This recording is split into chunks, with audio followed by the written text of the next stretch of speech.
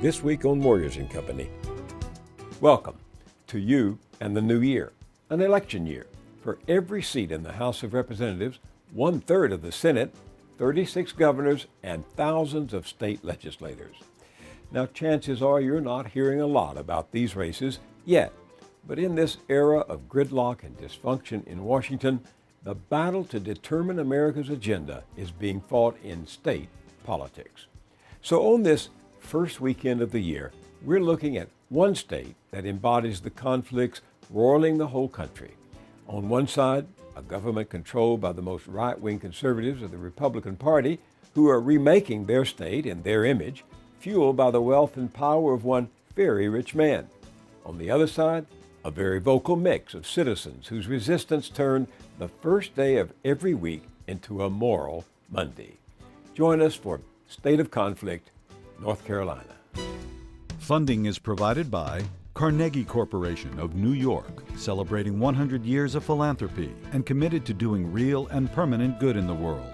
The Kohlberg Foundation, Independent Production Fund, with support from the PARTRIDGE Foundation, a John and Polly Guth charitable fund. The Clements Foundation, Park Foundation, dedicated to heightening public awareness of critical issues. The ALPERT Foundation, supporting organizations whose mission is to promote compassion and creativity in our society. The Bernard and Audre RAPOPORT Foundation. The John D. and Catherine T. MacArthur Foundation, committed to building a more just, verdant, and peaceful world. More information at macfound.org. Ann Gumowitz. The Betsy and Jesse Fink Foundation. The HKH Foundation. Barbara G. Fleischman. And by our sole corporate sponsor, Mutual of America, designing customized individual and group retirement products. That's why we're your retirement company.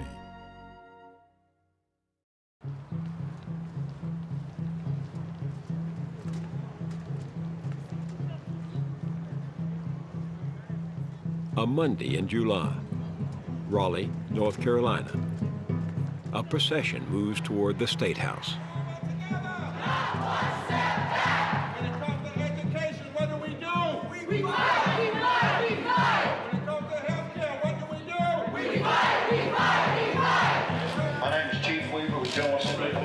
This is unlawful assembly. You have 5 minutes to disperse and leave the property. Once inside, they block doors and passageways, knowing it will get them arrested.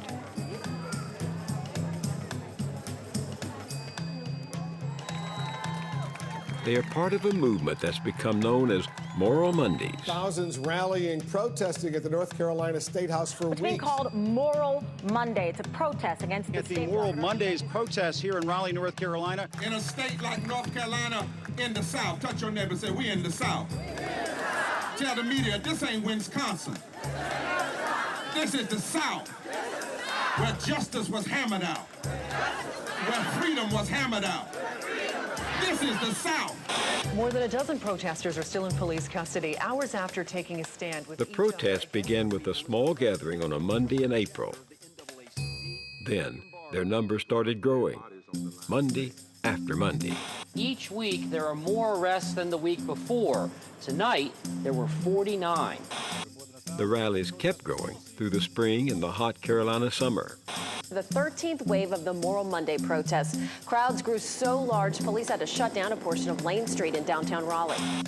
By August, citizens were turning out in town after town across the state. Asheville police telling us 5,000 or more gathered here in downtown Asheville. And the nation was taking notice. Moral Monday organizers say the media attention they're generating outside the General Assembly makes up for much of the political power they lack on the inside. The protesters are challenging a relentless right-wing crusade to remake the laws of the state. In North Carolina, they are trying a new way to get people back to work. They're cutting off unemployment benefits. North Carolina passed one of the most restrictive voter suppression bills. Lawmakers in the State House and Senate just voted to prohibit expansion of Medicaid. Executions will soon resume here in North Carolina, dropping the state income tax and adding a higher... For the first time in almost 150 years, Republicans control the governorship and both houses of the legislature, where they have a veto-proof majority. and they're using their monopoly of power to enact laws the Charlotte Observer says will touch every North Carolinian's pocketbook, every student's classroom, and every voter's experience at the poll. The extreme right wing, they have overstepped so far. They seem to be targeting those who can least afford to pay for these changes. We've just kicked 71,000 of our neighbors off of the benefits that keep roofs over their head and food on their table. What they are doing to public education is a travesty. The legislature wants to lower the age that we can be tried as adults to 13. Day or night, we stand for what is right. We are here to save the soul of our state. At the age of 92, I am fed up and fired up. Said fed up, fired up, fed up, fired up. Thank you so very much.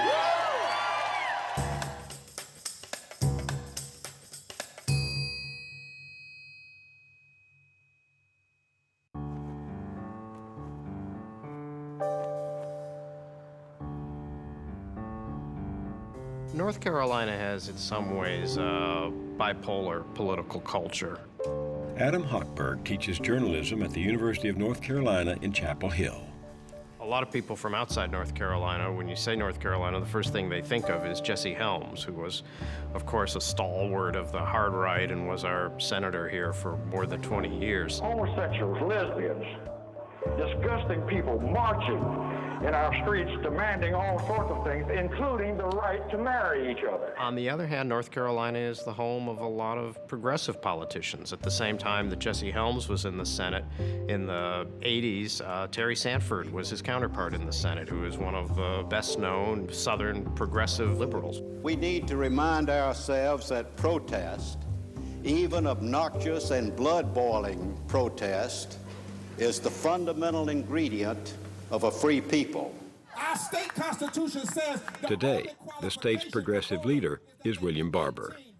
Before the right-wing takeover, his coalition had pushed for a string of successful reforms, including raising the minimum wage and measures increasing voter participation. Because this right to vote and to fight for it is not just political, it's personal. Reverend William Barber is the head of the North Carolina NAACP. He is a man, if you're ever in the room with him, you'll know he's in the room. And we have come to serve notice that we will unleash every political, legal, and moral strategy that we can to create the new South, but we will not go back. Well, fundamentally, America constantly finds itself in where the question is a moral question. How are we going to live out our deepest moral principles of doing justice, loving your neighbor, and what does that mean in terms of our laws and our public policy? Barber was arrested on the first Moral Monday back in April. On the news, he declared he was protesting an avalanche of extremist policies that threaten health care, that threaten education, that threaten the poor. One of the things that particularly upset people is we saw cuts to long-term unemployment assistance.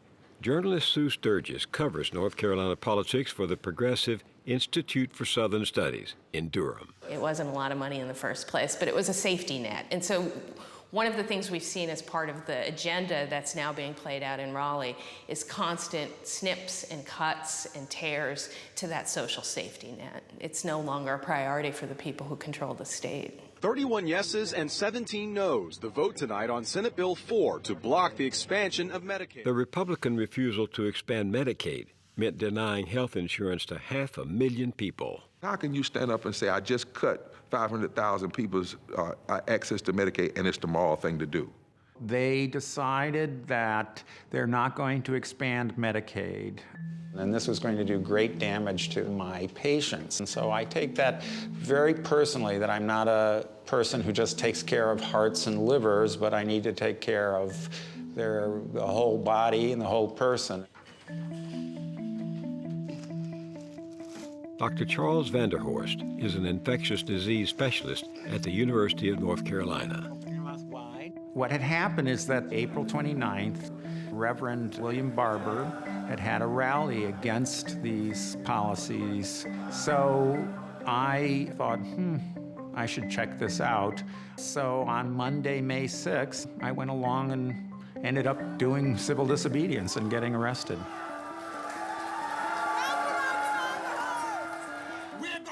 And I deliberately made some decisions in subsequent rallies that I stand next to him. Okay? I wanted there to be an old white guy in a white coat with a stethoscope standing next to him. We're gonna walk together and go forward until love is lifted, until justice is realized. He's trying to build a multi-issue, multiracial coalition in North Carolina. Ari Berman has been covering the Moral Mondays movement. There's this feeling that social justice is under attack and that people have to get in the streets to make people care, to dramatize what's happening in the state. Same struggle, same fight. Same straight, black or white. Same struggle, same fight. The conservative ideology the Moral Mondays protesters are fighting isn't new. What's new is that just about everything on the right-wing wish list for the past 4 decades is at last becoming reality, just as Art Pope planned. What happened in North Carolina? Well, his name is Art Pope. That's what happened. I'm Art Pope, and I'm a job creator. Hey, hey!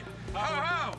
Art Pope has got to go! In public, the man most often fingered as the mastermind of the right-wing takeover presents himself as just a low-key member of the governor's cabinet, running the numbers like an earnest accountant. This budget anticipates revenue-neutral tax reform. He's self-effacing. Are you the rainmaker of the North Carolina Republican Party? No, the voters are the rainmakers of the North Carolina Republican Party. But Art Pope wields so much power here that he's been called everything from kingmaker to king. Pope is very, very rich, and he has shelled out so many millions of dollars for conservative causes and Republican candidates that his adversaries accuse him of buying the state government. Pope claims that's not what the money's for. Of course I think it has impact, but the impact is educating the voters on the issue so they hear both sides of the issues, not just one side. There are wealthy individuals who have outsized influence in many states. Usually there's a handful of them. Jane Mayer of The New Yorker was the first national journalist to investigate Pope's power. But he really dominates the landscape in North Carolina in the way that nobody else does. That's because he practices the golden rule of modern politics. He with the gold rules. And Art Pope has the money, his own, his company's money, and money from the John William Pope Foundation, named for his wealthy businessman father. That single foundation has spent some $46 million on a network of advocacy groups and think tanks bent on steering North Carolina far to the right. Sound familiar? When people talk about Art Pope, someone who's often invoked are the Koch brothers, David and Charles Koch, who also run a privately held company and spend a great deal to promote their particular brand of libertarian politics. And he's very close to the Kochs. He served as a board member of Americans for Prosperity, which is a conservative policy advocacy group that was founded and is funded by the Koch brothers. In some ways, Art Pope is sort of a junior-sized version of the Koch brothers. He has a what some people call a kind of a factory production line for his ideology. The people that work for his think tanks are on the radio, they have websites, they have publications that are statewide. They get their message out all the time. Like this message, aimed right at the Moral Mondays protesters. Backed by a supportive liberal media, hundreds have been arrested for disrupting the state legislature. $100 million. It accuses protest leaders of marching to protect access to government handouts. These organizations are fighting to keep their spot at the public trough. Welcome to Money Monday. Francis DeLuca once ran the North Carolina chapter of the Koch brothers' Americans for Prosperity. He's now head of the John William Pope Civitas Institute. So Civitas Institute is heavily funded by the Pope Foundation, but I can tell you, having now worked at Civitas for 7 years and run it for almost 6 years, Art Pope's control over Civitas is very little. He likes policy. I always try to describe Art as a policy wonk. He believes in a vigorous debate, even among his different groups. If you check, you will notice that our groups do not always agree. The groups he's funded do not always agree on policy. Perhaps not always, but certainly often enough. For example, on cutting tax rates for corporations and the rich, which is exactly what the state recently did. By 2015, the highest earning North Carolinians will pay almost 26% less in income taxes than they did in 2013. Corporations will pay over 27% less. There's also been a repeal of the estate tax, which applied only to people so wealthy that just 23 families had paid it in the year 2011. When corporate and wealthy interests are at stake, Art Pope is right at home. Where did Art Pope get the money and the ideas that have reshaped the politics of North Carolina? The story begins when he was a young man. He was a very intellectual kid, and very early on he went to a summer program that was run by the Cato Institute, the libertarian think tank, and he was quite swept up with libertarian ideology and the ideas of Ayn Rand. Once he was through college and he went to Duke Law School, he eventually became the general counsel in the family firm, and then he rose in the firm. All the way to the top, becoming CEO of that family firm. It's a privately held company called Variety Wholesalers. It was started by his forebears. It's a discount retail chain. These are usually lower-end discount stores than a Target or even a Walmart or a Kmart store. They go by a variety of different names. One of the largest chains he owns is called Rose's. There's one called Maxway. He has great personal wealth and great family wealth. And he had great political ambitions. Pope served in the legislature for several terms back in the 1980s and into the 90s. Art is he's a very bright man, and he knows the state budget and he knows numbers inside and out, but he is not what you'd call the stereotypic political candidate. You know, the smiling, telegenic politician. And after a couple years, he ran for lieutenant governor and lost badly. And he realized he was not going to influence North Carolina politics by being lieutenant governor or governor. He was just unlikely to get elected. Turns out he didn't need to get elected to win elections. He just had to put his money where it counted.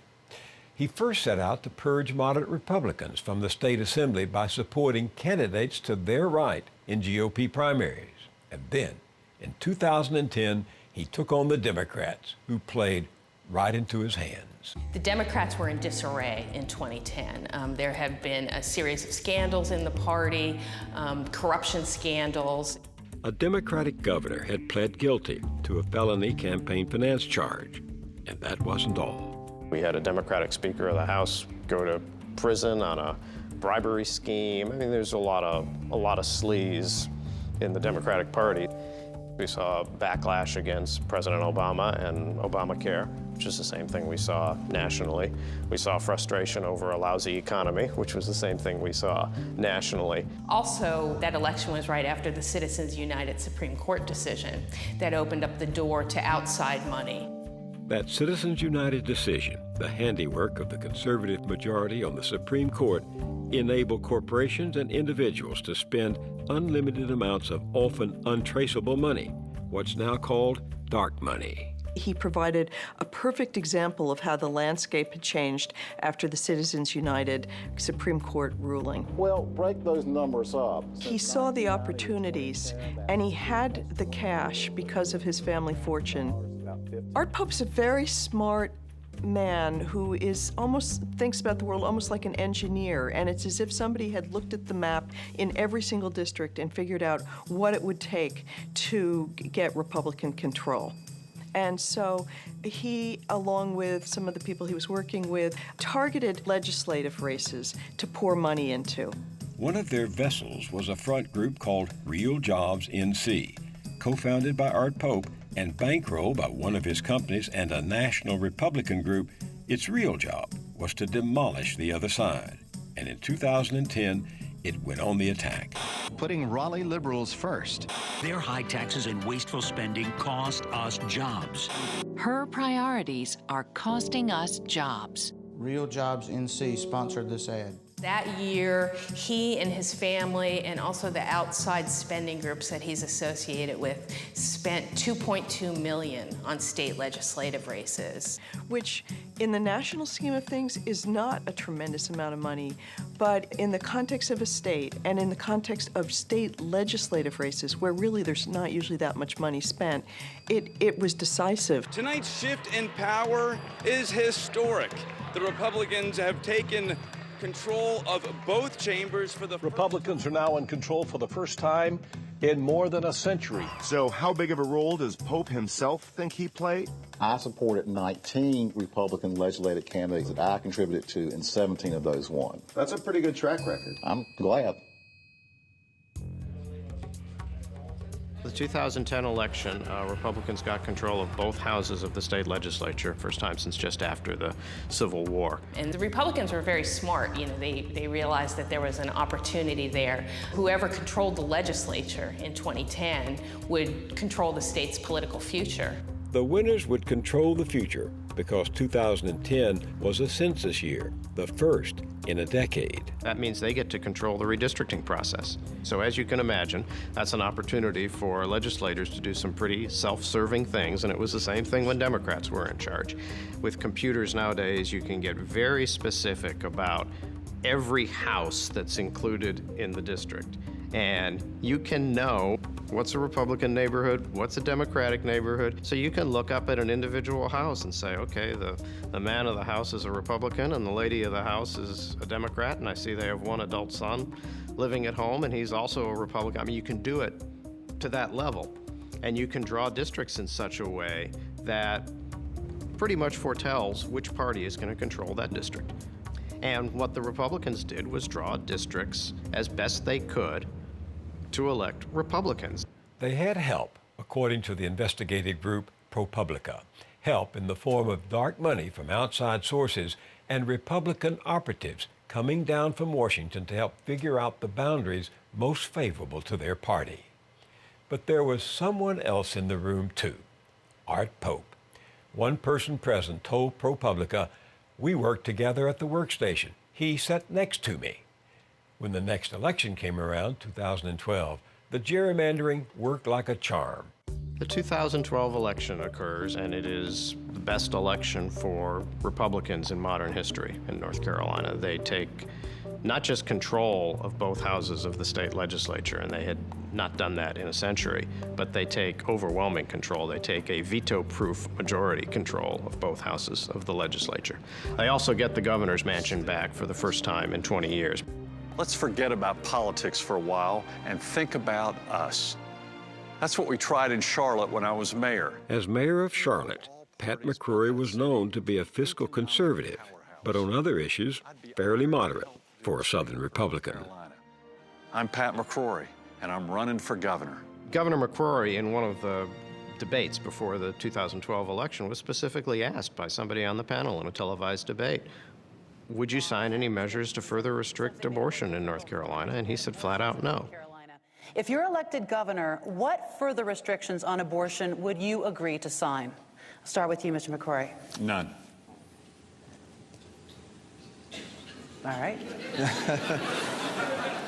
But once in office, McCrory swung hard to the right, beginning with the casual announcement of a key appointment. Art Pope has agreed to serve as my deputy budget director. Say what? Art Pope has agreed to serve as my deputy budget director. An innocuous title, masking a startling reality. The man who for years had poured money into those right-wing think tanks, into the Republican Party, and into Republican campaigns, including Pat McCrory's, would now be the governor's man overseeing the state budget. His power is tremendous and very frightening to me, that people can buy their way into that kind of power in what's supposed to be a people's democracy. Vicki Ryder sings at Moral Monday protests with a group called the Raging Grannies. Several years ago, she moved from New York to North Carolina. After my husband and I retired, we were looking for a place to live that would be supportive of our values, and the Triangle region of North Carolina seemed to be a good fit for us. So we have just been shocked by how quickly things have turned from a very progressive atmosphere to one of extraordinary regression. Conservatives were getting the results they had been praying for. Some examples. 75% of the tax cuts went to the top 5% of taxpayers. Anyone making more than, say, $250,000 a year would now pay a state income tax rate at the same level as those making $25,000. Earned income tax credits for the poor were cut. Budgets were cut for at-risk kids and pre-K, even as vouchers were given to private schools. Unemployment insurance was cut, with a bill drafted by the North Carolina Chamber of Commerce. And in Art Pope's budget, the state's higher education system took a hit of $64 million. You've traditionally had a lot of support for education in North Carolina, especially for a southern state. And I think it's something that a lot of North Carolinians have take pride in, not just, pointy-headed liberal intellectuals, but a lot of people in the business community too. And I don't think you'll find, even among Republican business leaders, this attitude of marginalizing higher education that you have seen from the state capitol. One of the first things that Governor McCrory did, one of the first controversies he got involved with as governor, is he went on a conservative radio show, a national show, and took some swipes at the university and said, there are too many degrees in liberal arts, and he said, if you want to get a degree in gender studies, go to private school and do it. The people in North Carolina don't want to pay for that. That's a subsidized course, and frankly, if you want to take gender studies, that's fine, go to a private school and take it, but I don't want to subsidize that if that's not going to get someone a job. And he said that if you wanted to study these things, that you should go to a private college rather than a public one, which is not an option for so many of us. Molly McDonough grew up in Chapel Hill. She's a sophomore at North Carolina State University. I'm looking at legislation right now. In fact, I just instructed my staff yesterday, go ahead and develop legislation which we change the basic formula and how education money is given out to our universities and our community colleges. Great. It's not based upon how many butts and seats, but how many of those butts can get jobs. Excellent. How many employable butts? Okay. I can't remember the exact quote, but he said, it was something weird. It was about like all the butts in seats need a job. My name is Molly McDonough, and I am 18 years old, so when I told my friends and my family that I was planning to get arrested, they were all very concerned about my future. And my response to that was, I am doing this so that I can have a future. The budget did more than strip cash from education. Among other things, it got rid of jobs for environmental regulators, cut funds for drug addiction treatment, even funds that help people with AIDS buy drugs, the costly ones that would keep them alive. Sean Gorman is a hemophiliac who got HIV from a blood transfusion. He's been treated by Dr. Charles Vanderhorst since 1985. Again? And he was desperately ill very early with all sorts of horrible infections, including you had CMV retinitis. Yep, that's I lost this eye. I don't have vision in this eye. Gorman gets his medicine through a program called AIDS Drug Assistance Program, ADAP. Deep breath. The Art Pope budget cuts $8 million from ADAP, and advocates say that's enough to prevent some 900 future AIDS patients from getting the life-saving drugs they need through the program. Yeah, people won't be able to buy their, to afford to get their medications, then they'll do without, and then they'll get some crazy opportunistic disease, go into the hospital and have huge hospital bills, which they won't be able to pay for. Right. The average hospital admission would be something like $100,000 for an opportunistic infection. Who's going to pay for that? Well, you and I will pay for that. That comes out of our health insurance costs. So not only is it not being a good moral person to take care of them, it economically makes no sense. All right, we'll see you in 6 months. Yeah, take care. All right, good luck. thanks. Yep, thank you. Bye-bye. Bye-bye. There have been other dramatic changes. For one, the election of state judges. I believe we were the first state in the country to enact public financing for our appellate court races, the Court of Appeals and the Supreme Court. And the rationale was we didn't want judges running who are going to be getting money from the lawyers who are going to be appearing before them to finance their campaigns. And it worked very well, and it's been very popular. Democrats and Republicans, men and women, black and white, across the board, it was a very popular program. But popular or not, the Art Pope Network wanted it gone, and Republicans killed that clean election system for judges. What further restrictions on abortion would you agree to sign? Then there's abortion Start rights. with you, Mr. McCrory. None. Remember that campaign promise candidate McCrory made in 2012? Well, in 2013, Governor McCrory was singing a different tune. He says he'll sign a controversial abortion bill into law. Protesters tell NBC Charlotte reporter Rad Berkey that is a broken promise. Basically, the impact will be that 15 of the 16 clinics left in the state that provide abortions will have to shut down under the new standards.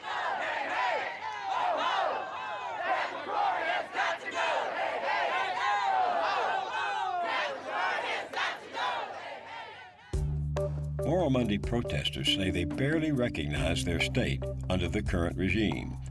What has outraged them most is the state's new voting law, which cuts right to the heart of democracy. Voting rights are under attack! What do we do? Stand up, fight back! Voting rights are under attack! What do we do? Stand up, fight back! To understand their outrage, you need to know a little history. For a long time, North Carolina didn't really have very strong voter turnout. Journalist Audre Berman is writing a book about voting rights. And then they did a number of things after the 2000 election to make it easier for people to vote. They, for example, expanded early voting. They allowed same-day voter registration during that early voting period. And those kind of things started to propel North Carolina forward in terms of voter turnout. Those voting reforms were on display during the presidential election of 2008, when North Carolina swung toward the Democrats for the first time in decades, not least because early voting brought more people to the polls.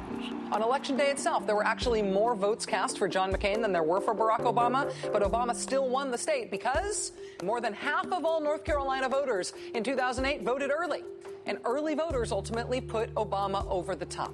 And so I think Republicans said, we need to tamp down some of these voters. We need to make it so that the electorate is older, whiter, more conservative, not younger and more diverse. And how better to do that than to push for strict voter ID requirements?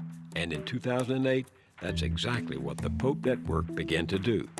There just has not been any kind of widespread voter fraud, but they repeatedly raise it as a concern in order to build a case for voter ID laws. Then you had candidates who were funded by Pope who said the same thing, so that there was some perception among elected officials that voter fraud was a problem, even though it wasn't. In order to restore confidence and accountability to our elections, we need voter ID. And passed this anti-voting legislation essentially based on the manufactured outrage that Pope had ginned up. In 2013, the right-wing legislature passed a new law that critics called a Voter Suppression Act, in part because its requirement for ID cards is most likely to affect the young, elderly, poor, and minority voters. And there's more.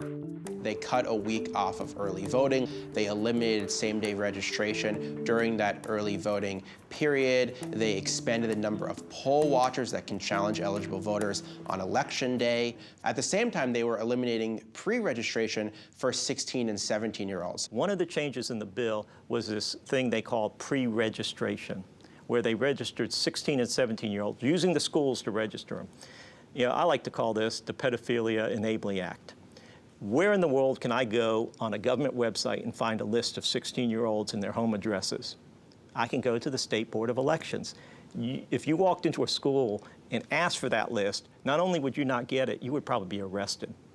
They would send police to your home and say, why do you want a list of all our 16-year-olds in the school? There's really no evidence that pre-registering 16 and 17-year-olds endangers their security. There's no evidence that it leads to voter fraud. And so to get rid of something like that, I think sends a very bad message to the young people in North Carolina.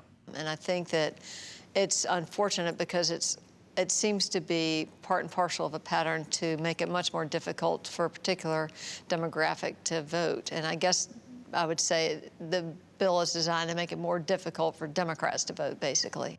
If you don't want to take that from a Democratic legislator like Pricey Harrison, take it from a Republican county executive, Don Yelton, who admitted as much in his now infamous appearance on The Daily Show. The law is going to kick the Democrats in the butt. If it hurts a bunch of college kids that's too lazy to get up off their bohunkers and go get a photo ID, so be it. Right. If it hurts the whites, so be it. If it hurts a bunch of lazy blacks that wants the government to give them everything, so be it. Almost immediately, Yelton was forced to resign his position in the Republican Party. Good evening, everybody. Good evening. I am Rosa Nell Eaton, 92 years old.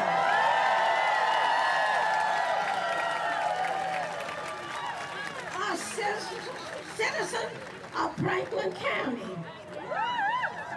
I am before you today to speak on voting rights. We need more, not less, public access to the ballot. Her name is Rosanelle Eaton, and she has a very long memory, including crosses burning on her lawn and Jim Crow laws forcing segregation on black Americans far into the 20th century. My mother, Rosanelle, always believed that everybody should have the right to vote. She's registered approximately probably over 4,000 people. She got an award for that. She was awarded what is called the Invisible Giant Award. She would always have her little forms with her. She even has them now when she doesn't really necessarily have to, but she wants to make sure that everybody, if she'll see a person, she might ask them if they wish to vote. When she first registered to vote as a young woman, she faced a group of white men who put it to her test reserved for African Americans. She was told if she wanted to vote, she'd have to recite the preamble to the U.S. Constitution. One of the men told me, stand up straight against that wall with your eyes looking directly toward me and repeat the preamble of the United States of America. Without missing a word, I did it.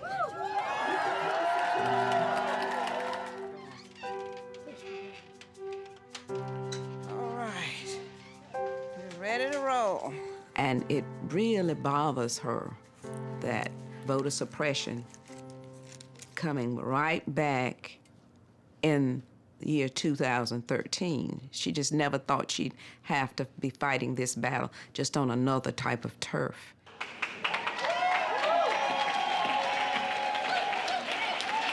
Bring it down. Bring it down. Everybody listen up.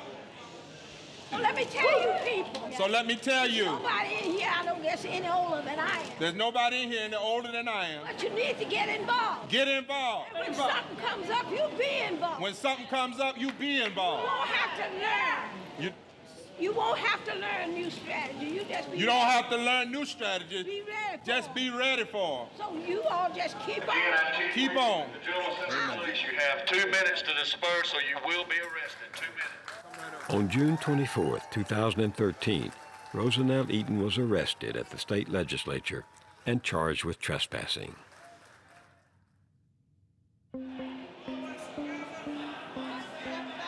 Vicki Ryder was arrested in July. I think one of the things, frankly, that bothers me the most about what's happening is that we fought that fight. You know, I was there in Washington, D.C. 50 years ago when Martin Luther King delivered his I Have a Dream speech, and we thought that we were making some progress. It's a common theme among the protesters that today's battles hark back to earlier ones in the civil rights movement. Remember, North Carolina was where the Student Nonviolent Coordinating Committee, SNCC, started. Those sit-ins in Greensboro inspired the modern civil rights movement of the 1960s. And so there's a long history in North Carolina of civil rights activism. And some of those very activists, people like Bob Zellner of SNCC, have been extremely active in the Moral Monday movement today. Well, I grew up in L.A., in Lower Alabama, and I was the first white Southern Field Secretary for SNCC, the Student Nonviolent Coordinating Committee, and I was one of the first 17 that were arrested in Moral Monday. Our purpose in life is to work for those who are powerless. And what's happening now in the Moral Monday movement is on the same moral plane as what happened in the Civil Rights movement. I gotta say, I think this is laughable. We're talking about the people in the civil rights era. We're talking about people being beaten. We're talking about people, when they were put in jail, they didn't get out of jail in time to go eat dinner that night. I am not questioning the individuals, why they're doing it, in their motivation. I am questioning the ones who try and equate it with the 60s and 50s and some of the great struggles in history.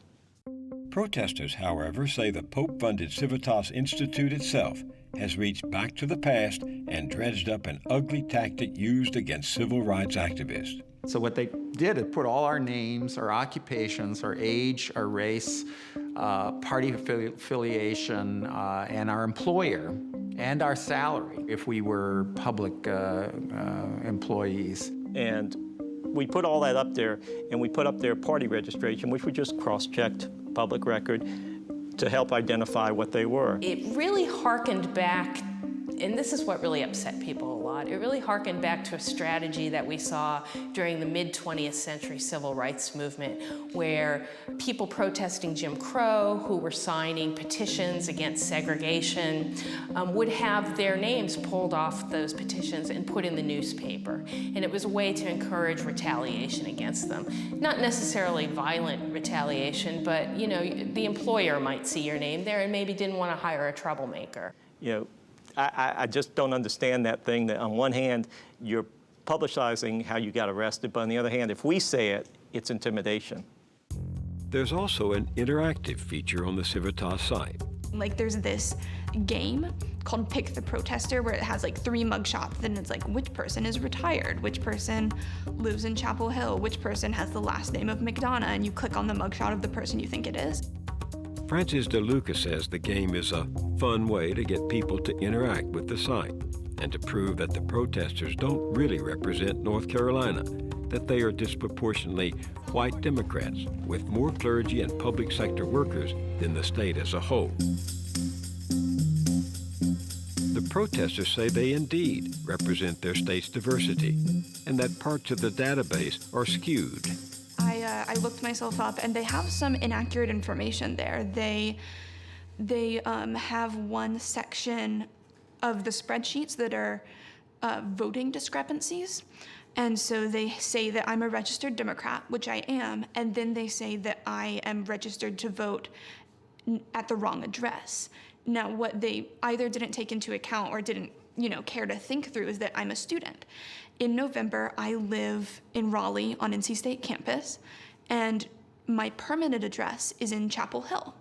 And so when I got arrested, I put down the address that they will always be able to contact me through, which is my mother's address. And that's not where I'm registered to vote. You vote where you live.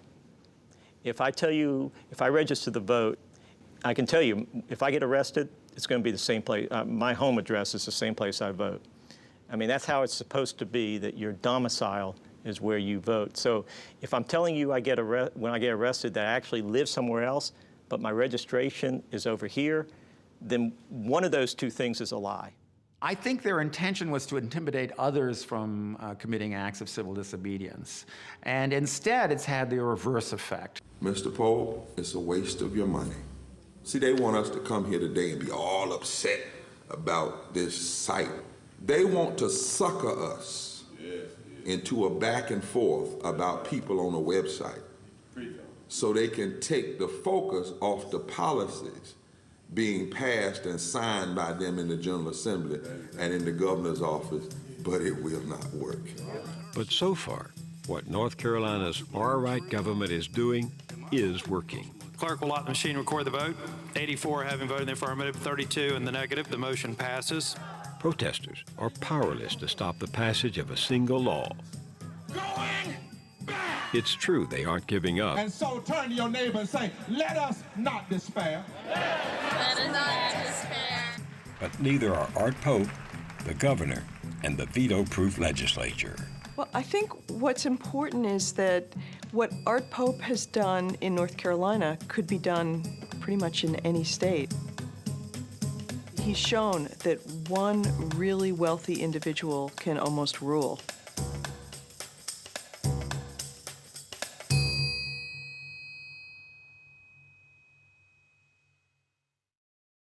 And so we enter 2014 with one more reminder that America is a country where the wealthy almost rule. Money talks. Although when we offered Mr. Pope and Governor McCrory an opportunity to be interviewed for our report, they didn't respond.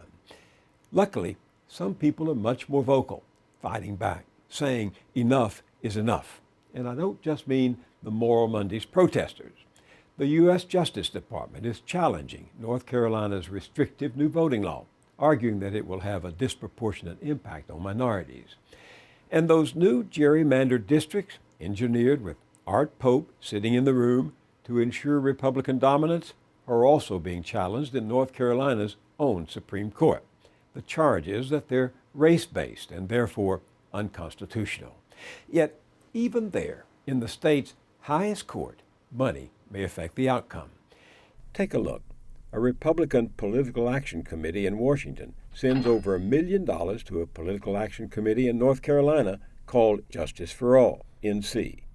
That group then sends over $1 million to a super PAC called North Carolina Judicial Coalition, which spends over $1 million supporting Justice Newby's reelection. Now, that Republican Political Action Committee in Washington, where the money started, is the same one North Carolinian Republicans worked with to gerrymander the state. That plan is being challenged by citizen groups as race-based and unconstitutional. So where do these citizens turn to seek justice? To the very state Supreme Court, one of whose members was reelected with money from the partisans who drew up the redistricting in the first place. Justice can't be more corrupted than that. But when money rules, nothing is sacred or cheap, which could explain why Art Pope, as we reported earlier, has waged a long crusade to kill the state's popular system of public funding for judicial races, a system created to prevent rich people like Pope and corporations from buying justice. Last summer, Pope succeeded, opening North Carolina's highest court to the highest bidders. Katie barred the door, except that no matter which door we're talking about, Art Pope has the key to it, and possibly to the future.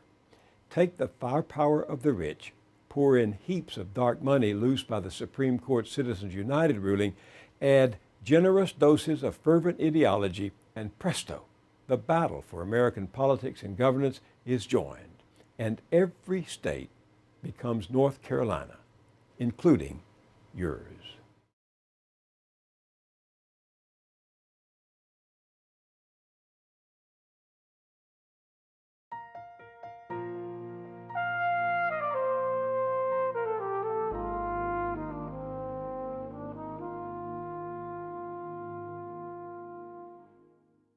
There's a reason to keep fighting against the powers that be, because no matter the setbacks or the years it may take, you can win.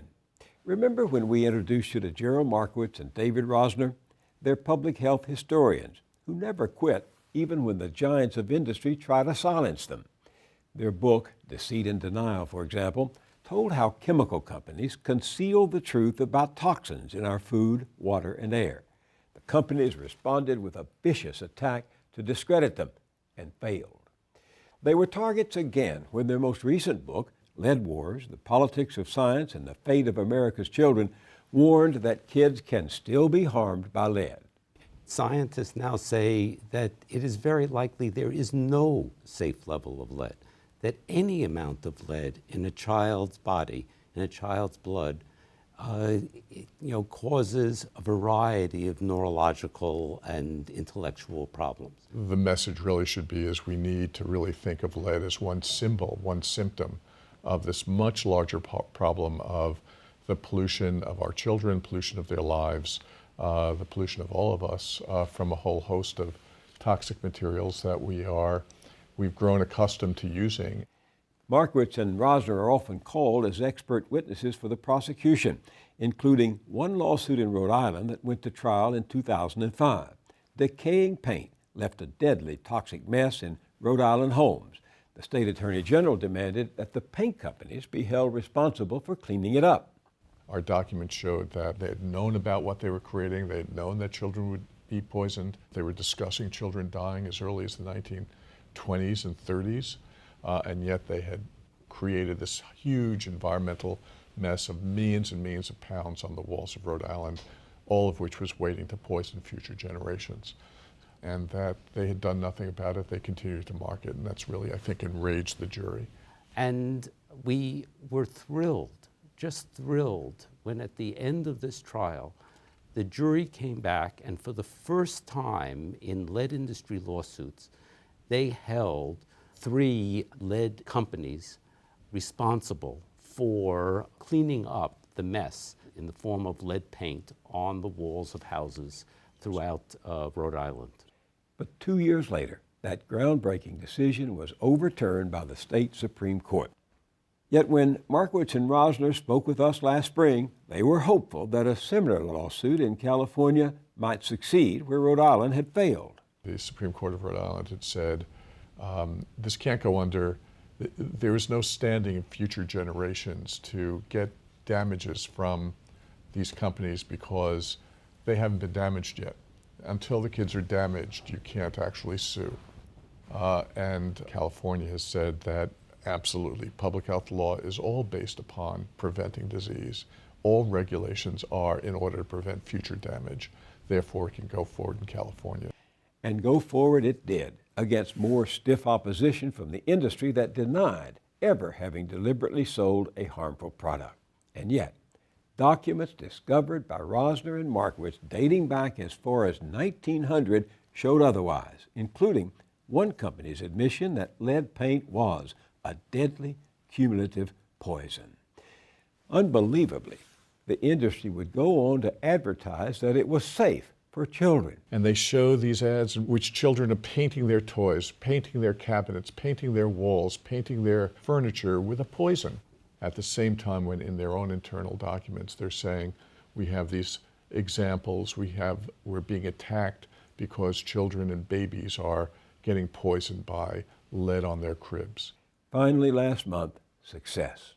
That historical record helped convince a California Superior Court justice who wrote in his decision that in the 1920s, scientists from the Paint Manufacturers Association reported that lead paint used on the interiors of homes would deteriorate, and that lead dust resulting from this deterioration would poison children and cause serious injury. The companies just never bothered to warn the public. And even though lead was banned from paint back in 1977, the industry continues to deny accountability and has defeated some 50 lawsuits nationwide. The California judge ruled that 3 companies must pay $1.1 billion to remove lead paint in some 5 million homes. The companies will appeal. No surprise to Gerald Markowitz and David Rosner. You know, in our lifetime, we have seen the abandonment of the commitment to try to help those who are most vulnerable in our society. And instead of that commitment today, we ask, how much does it cost? And by that, we mean, how many dollars does it cost?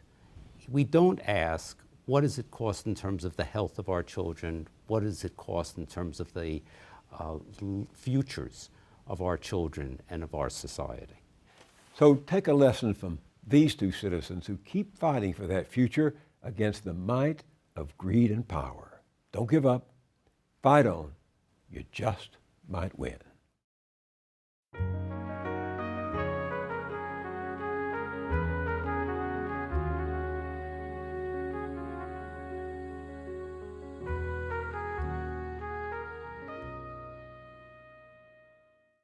At our website, BillMoyers.com, you can read more about the California lead paint lawsuit and also see last year's complete interview with Gerald Markowitz and David Rosner.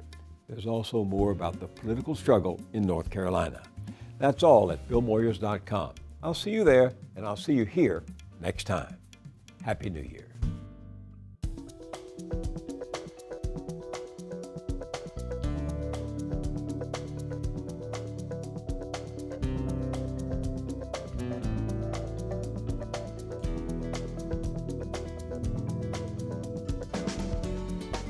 Don't wait a week to get more Moyers. Visit BillMoyers.com for exclusive blogs, essays, and video features. This episode of Moyers & Company is available on DVD for $19.95. To order, call 1-800-336-1917 or write to the address on your screen.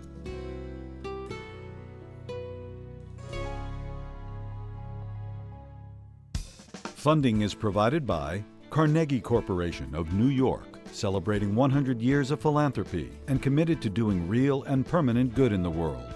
The Kohlberg Foundation, Independent Production Fund, with support from the PARTRIDGE Foundation, a John and Polly Guth charitable fund. The Clements Foundation, Park Foundation, dedicated to heightening public awareness of critical issues. The Herb Alpert Foundation, supporting organizations whose mission is to promote compassion and creativity in our society. The Bernard and Audre RAPOPORT Foundation, the John D. and Catherine T. MacArthur Foundation, committed to building a more just, verdant, and peaceful world. More information at macfound.org. Ann Gumowitz. The Betsy and Jesse Fink Foundation, the HKH Foundation, Barbara G. Fleischman, and by our sole corporate sponsor, Mutual of America, designing customized individual and group retirement products. That's why we're your retirement company.